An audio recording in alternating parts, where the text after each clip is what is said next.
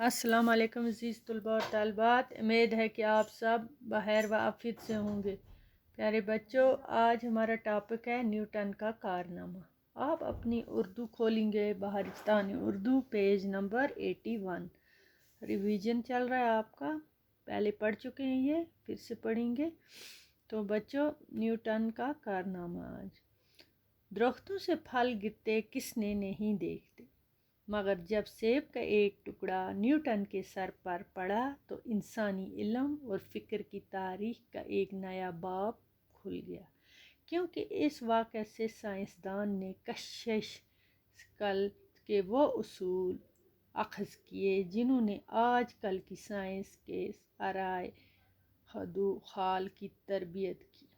Modern science جیسے Galileo اور اس کے پیشروؤں نے اپنے خون سے سانچا تھا، نیوٹن تک پہنچتے ہوئے ایک تناور پودا بن گیا جس کی مزید نشو و نما کو ناسازگار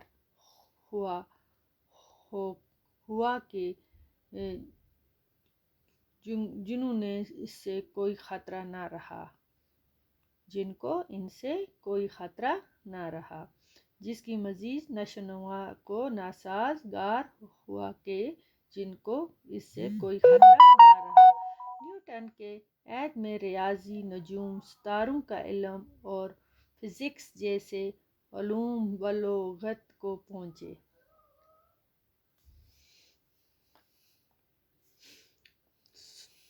1642 میں جب روم کو جیل میں گلیلیو دم توڑ رہا تھا تو انگلینڈ کے ایک چھوٹے گاؤں میں باپ کی وفات کے بعد ایک بیوہ ماں کے بدن سے زمانہ حاضر کا بابائے سائنس ایک لاغر اور بیمار بچے کی شکل میں اس دنیا میں وارد ہوا۔ ماں کی دوبارہ شادی کے بعد اس کی پرورش اس کی دادی نے کی۔ نئے خاوند کی وفات کے بعد ماں نے اسے واپس بلا لیا۔ اس وقت نیوٹن 14 سال کا تھا۔ تو بچوں، انشاءاللہ اگلا پڑھیں گے سبق، کل آگے سے پڑھیں گے۔